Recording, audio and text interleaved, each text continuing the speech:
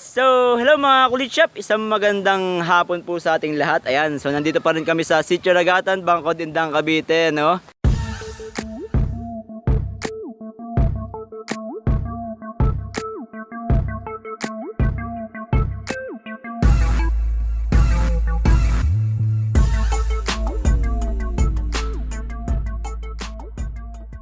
At ayan pa rin si Shane, nagbabike pa rin po. Ayan.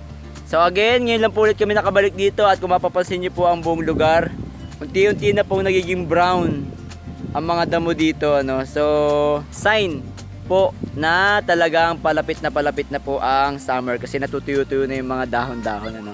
At dahil marami akong dalang tubig at marami akong dalang sabon, ayun. So iba na lang po lilinisin natin. Lilinisin na lang po natin tong ating engine bay. Ayan, kung mapapansin nyo po na madumi na po yung ating engine bay dahil nga po araw-araw ko na siyang gamit, unlike dati na araw-araw ko siya pinupunasan kahit hindi po siya nagagamit. Ayan, so ngayon po araw-araw ko na siyang gamit at hindi ko na po siya napupunasan. Baliktad na po na guys, kulang na po kasi yung oras natin sa trabaho para linis-linis natin tong sasakyan natin, ano. At yun nga, dahil araw-araw natin siyang ginagamit, aalikabukan at nadudumihan po siya. At for now, ito yung chance natin na makapaglinis naman tayo ng ating engine bay. Ayan. So, gamit pa rin yung ating power sprayer at yung ating sabon na may tubig na may sabon.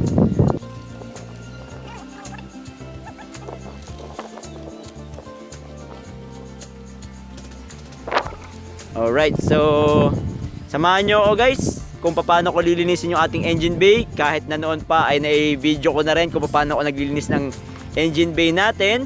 Pero this time, may gamit tayo na power sprayer. So mas madali-dali yung ating way kung paano tayo makapaglinis. Alright, so gamit po guys yung ating natirang sabon. Ayan, at tubig. Lilinisin natin yung ating engine bay. Alright, so diretso po natin na ilalagay or babarilin itong mga parts ng ating engine. So ayan po, no. So may sabon na po to para matanggal na po agad yung mga dumi.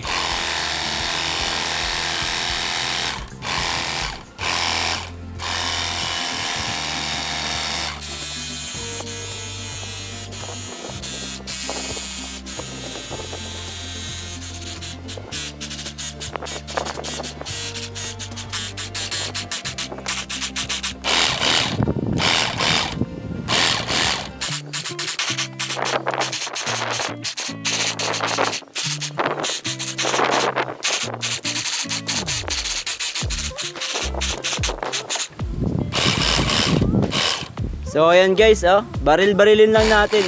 Ito yung kagandahan na may power sprayer tayo, no.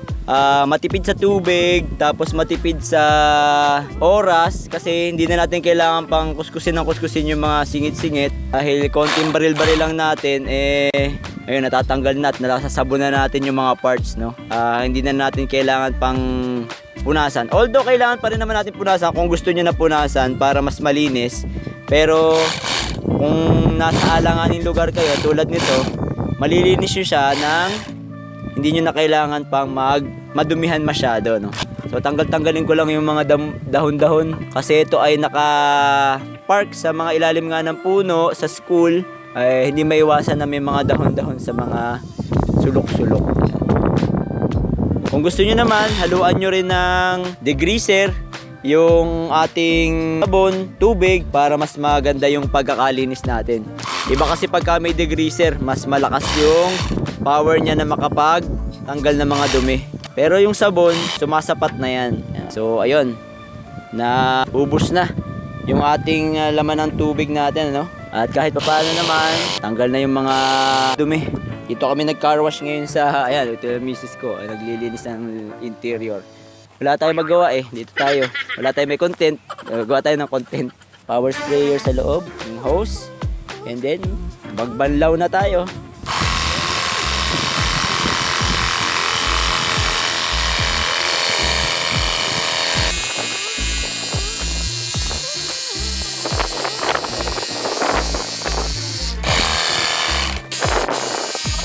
So para lang din kayo sasabon nung inyong engine, kaya lang di wala nang sabon.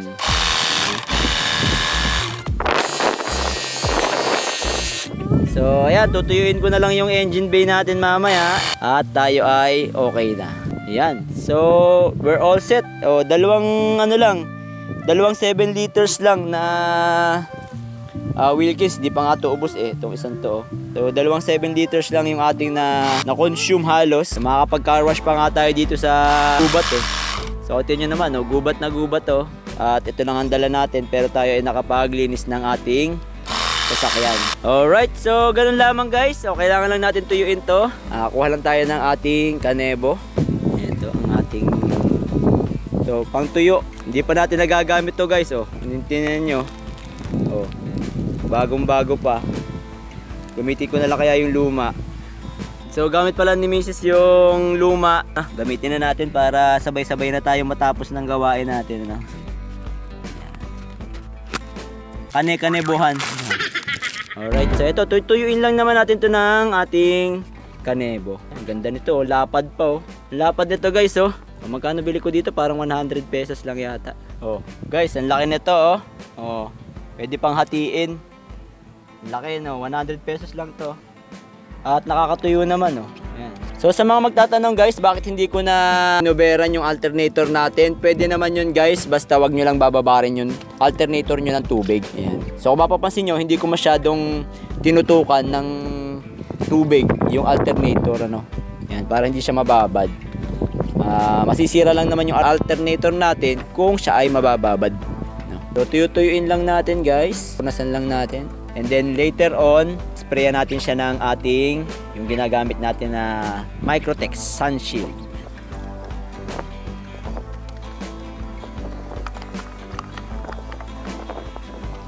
So after natin siyang mapatuyo guys, gagamit naman tayo ng Microtex Sun Shield Protectant. Ito yung ginagamit natin pampakintab at pampaitim ng mga parts ng ating mga sasakyan.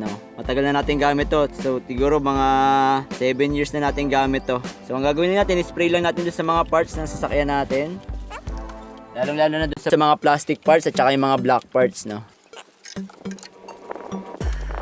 So wag lang natin tong gagamitin guys sa salamin kasi medyo madulas siya. And then dun sa mga parts tulad ng mga belt, wag natin sila masyadong sprayan kasi baka dumulas yung belt natin. So sa mga hoses, sa mga plastic parts, sa mga black parts, maganda to. So pagka spray natin, pwede natin silang i-leave ng mga 5 minutes bago natin punasan para mag-penetrate yung chemical niya dun sa parts na in-sprayan natin. At para mas maging makintab siya at mas maganda yung maging result.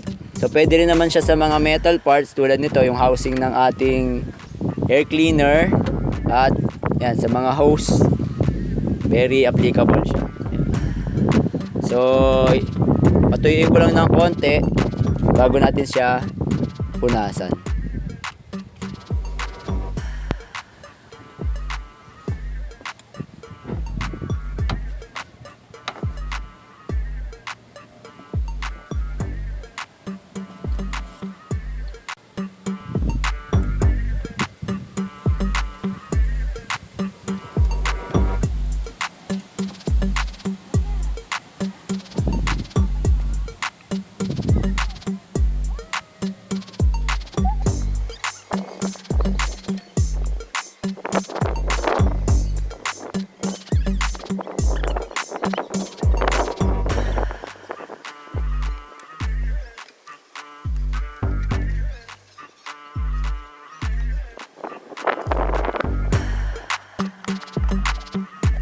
So, ayan na guys, yung ating final look dun sa ating engine bay. Ayan, napakakintab niyan guys. So, diba, ang linis, ang ganda. Okay.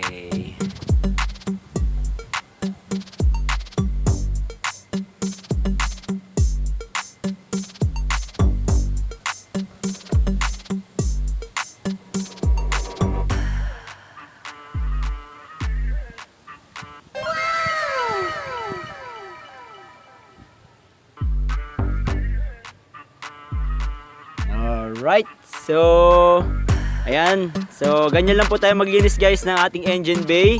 Kahit sa guba tayo ay makakapaglinis, ano? Ayan, dahil sa ating mga galon ng tubig at do sa ating power sprayer. I think hanggang dito na naman po ang ating video at sana po may naiambag na naman akong kapakipakinabang sa araw na ito. At sa mga hindi pa po nakasubscribe, subscribe lang tayo sa Kulit Shop, ang shop na makulit pero walang physical shop. See you in my next videos. Bye-bye!